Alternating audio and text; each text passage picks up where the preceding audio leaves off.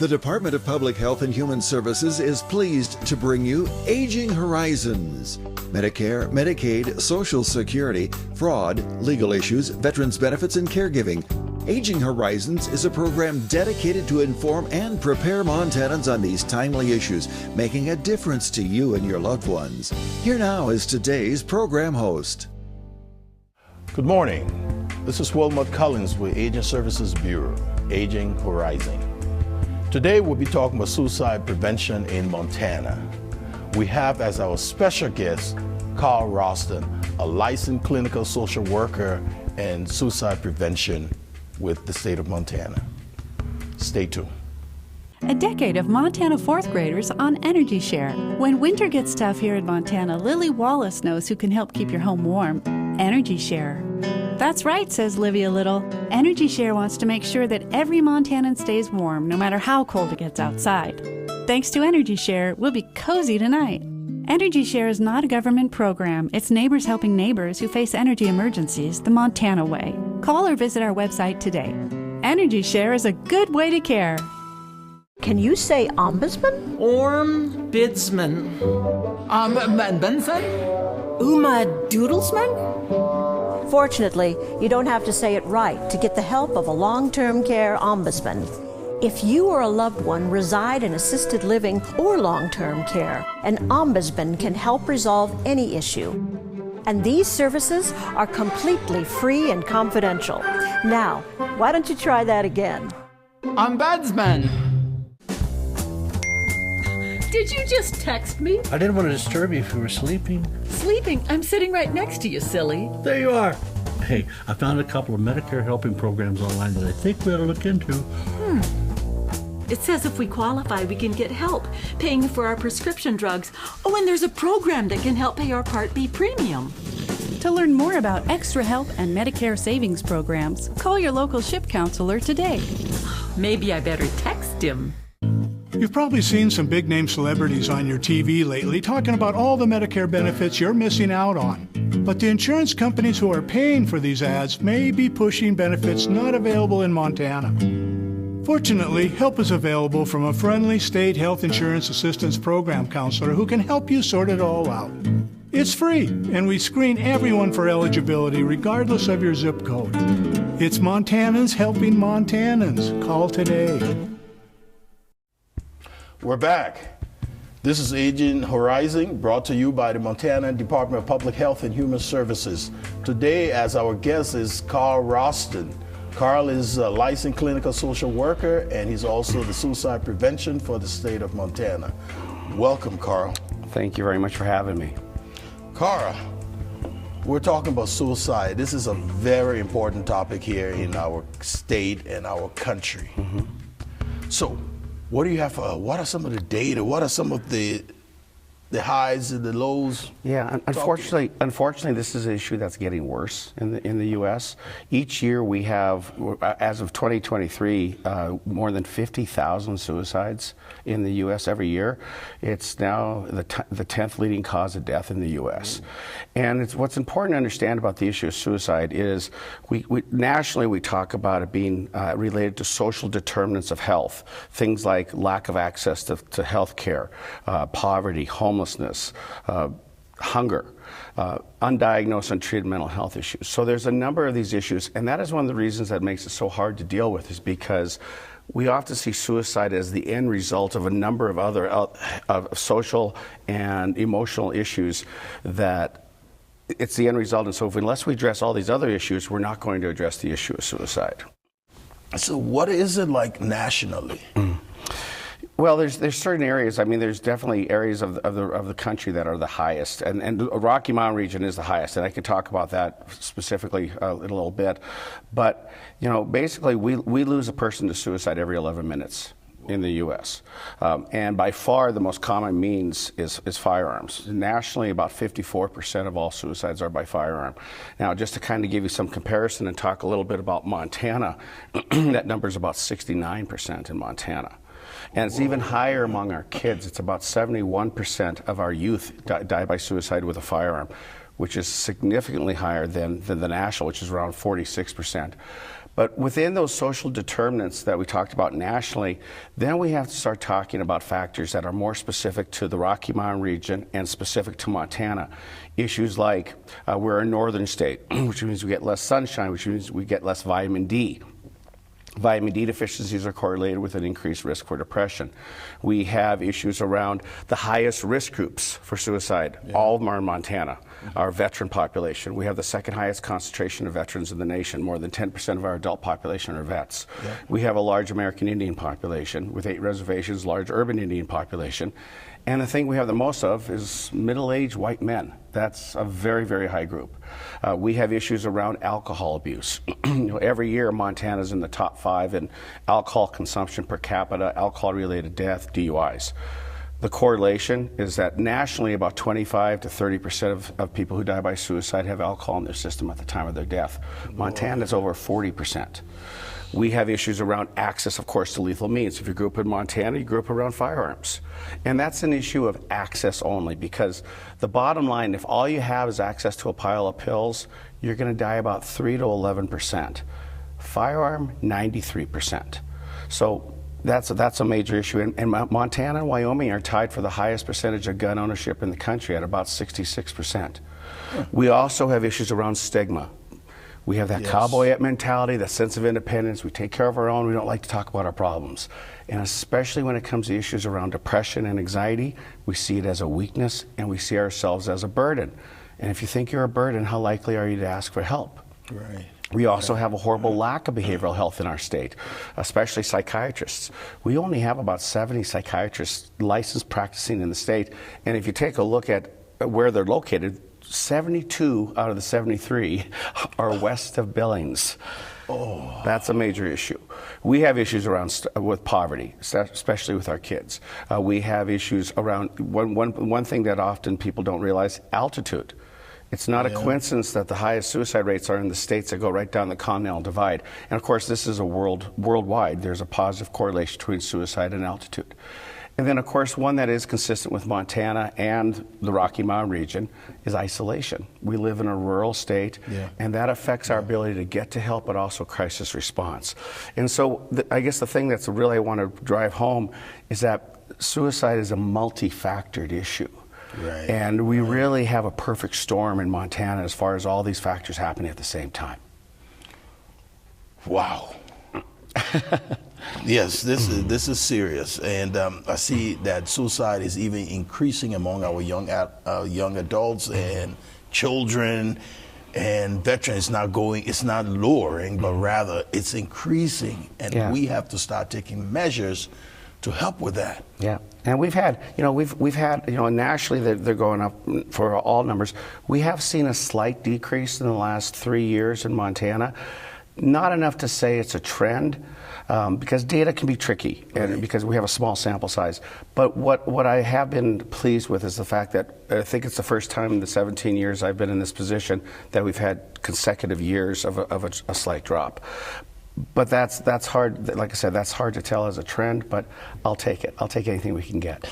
Yeah. When I hear that suicide is the second leading cause of death among young adults between 15 and 24, that's concerning. That's alarming. And our rate is about 2.5 times the national rate. And especially, as I mentioned earlier, around firearms suicides by youth, we're about 3 to 4 times the national. Like I said, about 71 last year, 71% of our youth suicides were by firearms. And we're not talking about hunting rifles and shotguns here. Anywhere between 85 and 90% are handguns. And so we have to really start asking the question, what is an 11 or 12-year-old doing with unsupervised access to a handgun? I think that's an issue we really have to start to address. Yes, we definitely need to start to address that. So right now, we will be right back with more information on suicide prevention.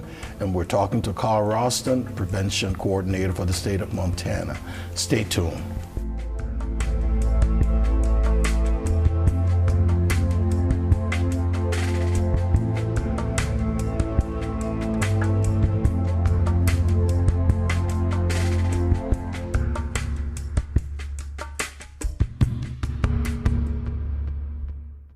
Hey, caregivers, did you know that respite time is your time? How will you spend it?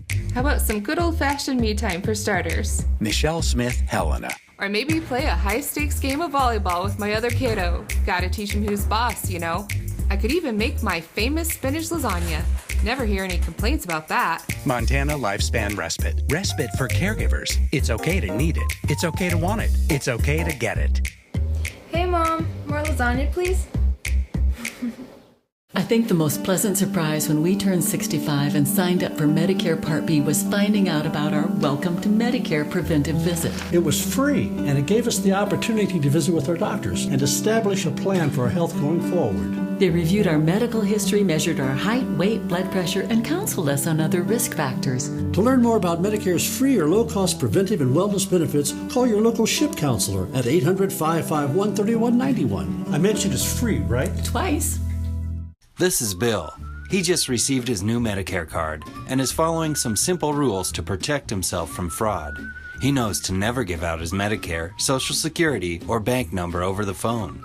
And this is Nancy. She knows that to detect any problems, she always reads her Medicare Summary Notice or Medicare Advantage EOB to make sure the billing is correct. Both Bill and Nancy know that anything suspicious can be reported to Montana SMP at 1-800-551-3191. I've been shooting since I was young. It's something I've always enjoyed. I wasn't feeling like myself, but my friend noticed. He asked if he could hold onto my guns temporarily. At first, I was a little shocked, but then I agreed. I think he saved my life that day.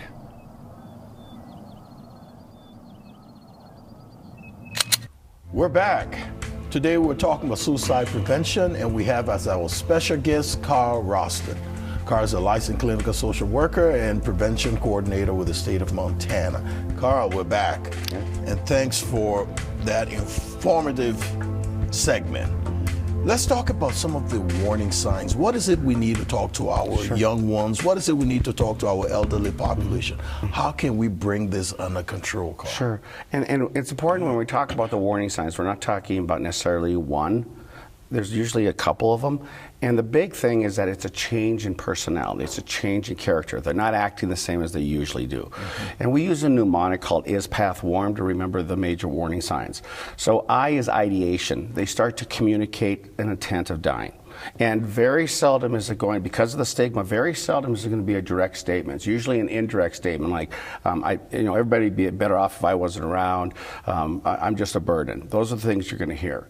We also see a change in substance abuse, that they either start to use or they use more and more of the substance, and it's a change. The P is purposelessness, no reason for living. And two things that we look for here is they start to give away prized possessions.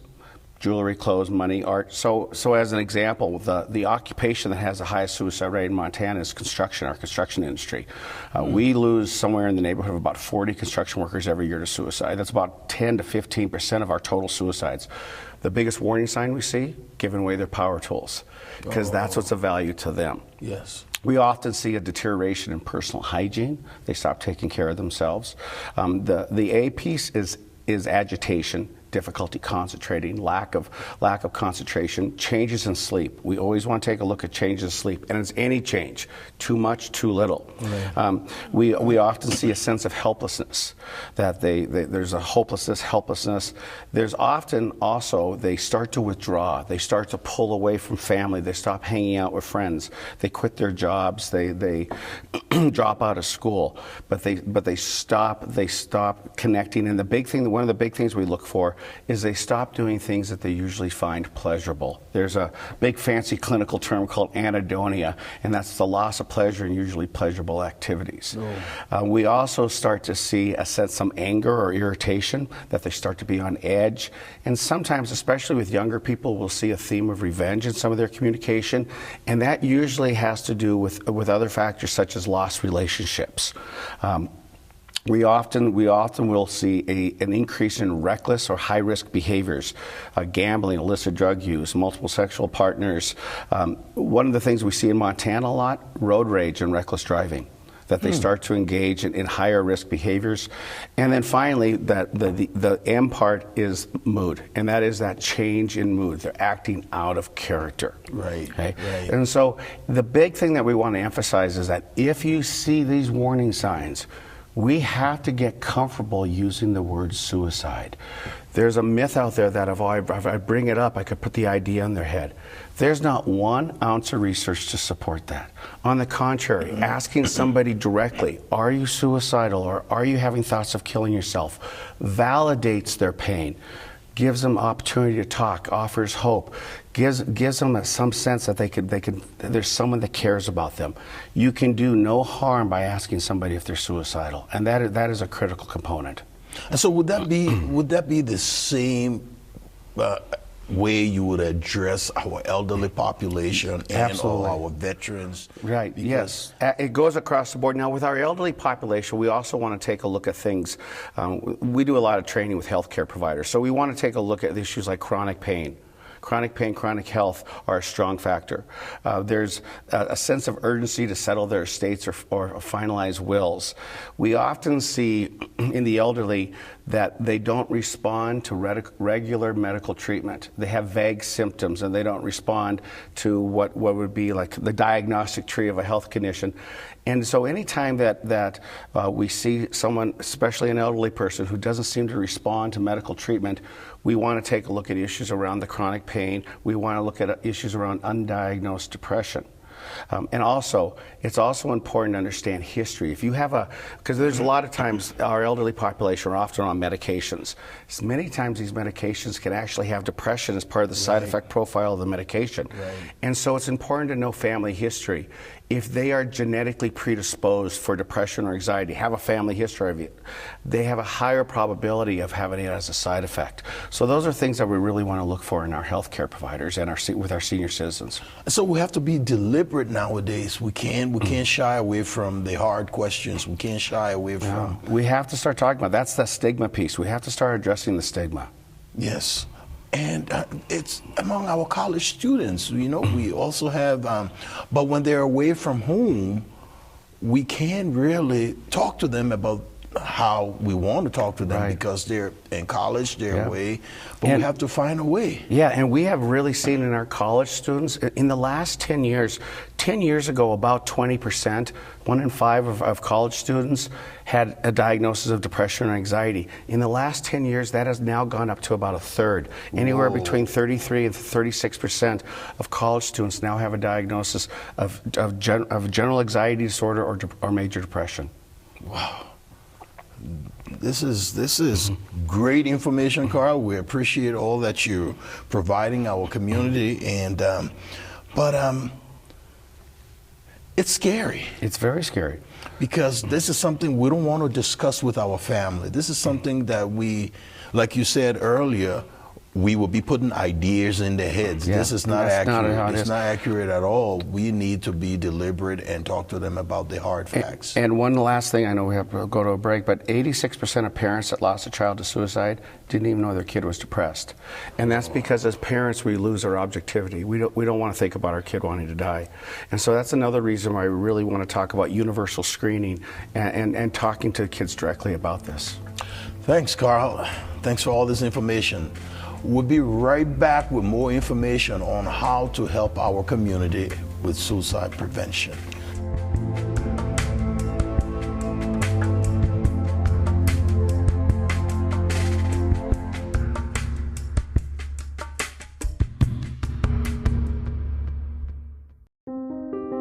Elder abuse is a growing problem, and it's happening right here in our Montana communities.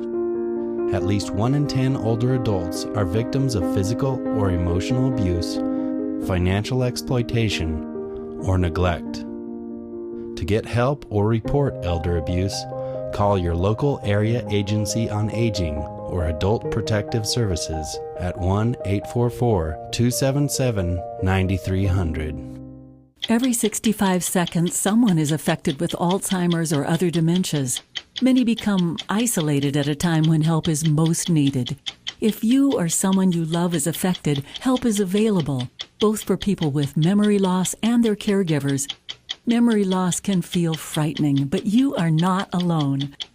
Call the free 24/7 Alzheimer's Association helpline, 800-272-3900, for guidance and support.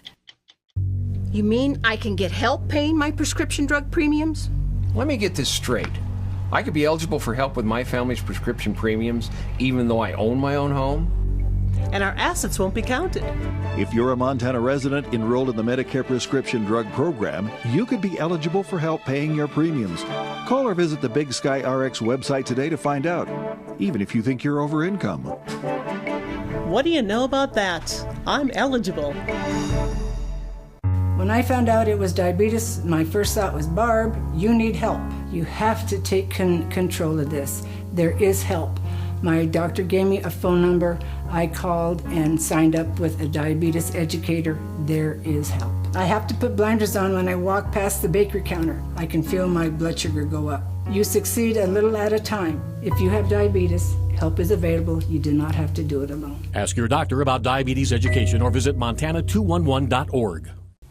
We're back. We're talking to Carl Ralston today about suicide prevention, the resources, the data, and how we can help our community with it. So, Carl, thanks for gracing our presence gracing us with your presence.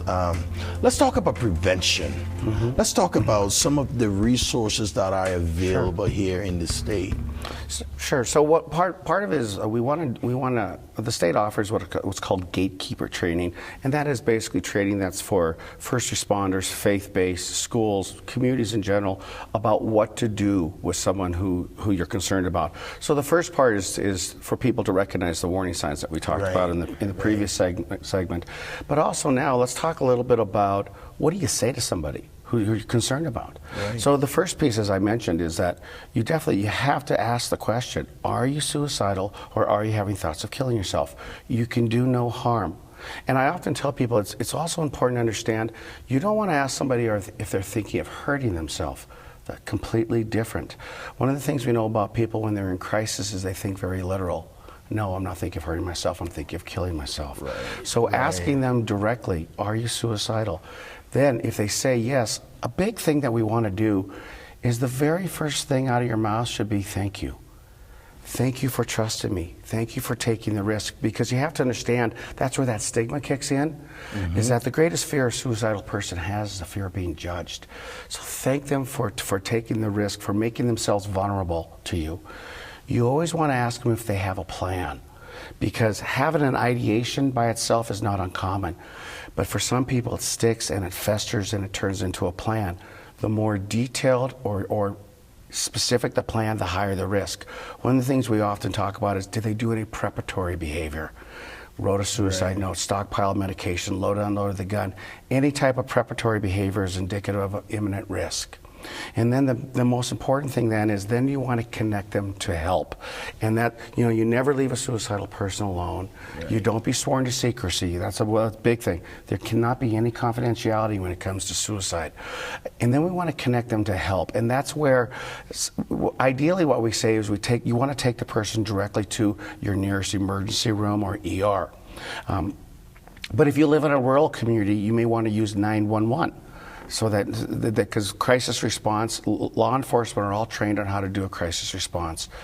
But probably the biggest tool that I want to talk about here is our crisis line. And that is the 988 number. And that's a national crisis line. It's 988 everywhere you go. But in Montana, if you call that number, it goes directly to one of our 3 call centers. We have Voices of Hope in Great Falls, the Help Center in Bozeman, and Western Montana Mental Health in Missoula. And it's 24/7. And one nice thing is they can actually do an assessment over the phone and determine if the person needs to go to the ER.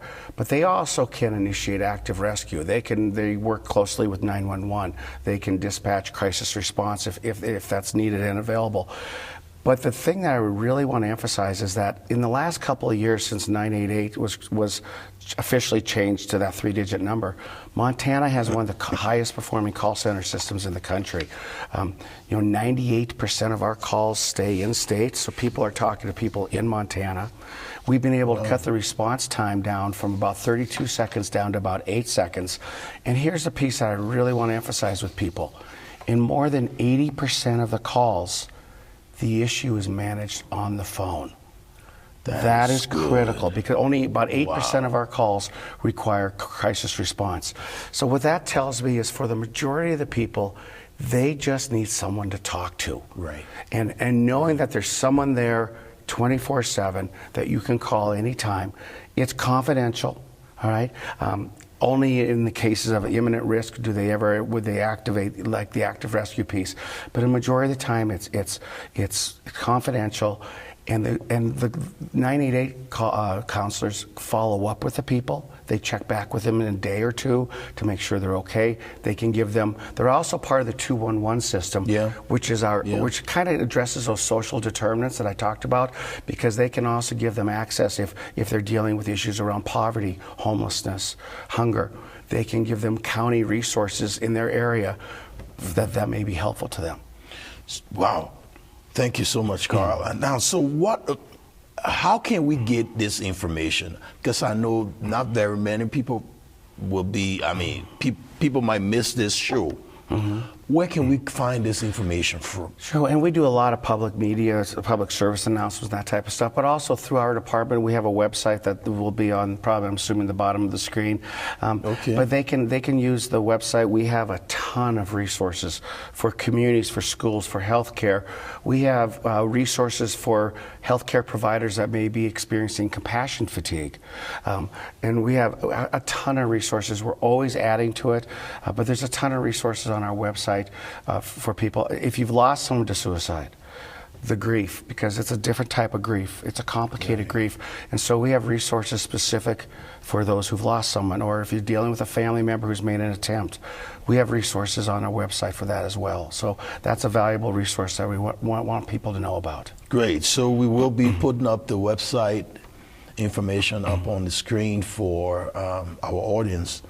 And yes, talking with a suicidal person can be tricky.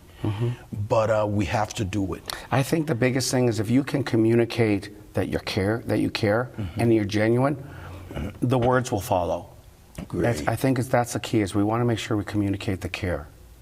That's awesome. Thank you so much, Carl. We've been talking to Carl Roston, the prevention coordinator for the state of Montana, and we've been talking about suicide here at Aging Horizon.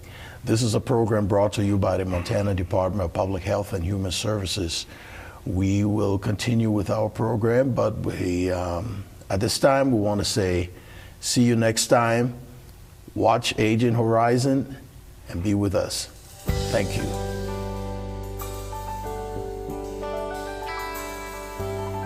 Special thanks to the Department of Public Health and Human Services for their continued support. Hosts on Aging Horizons are program specialists at the Montana Office on Aging. Production facilities provided by Video Express Productions. For more information about Aging Horizons, call the Department of Public Health and Human Services toll-free at 800-332-2272.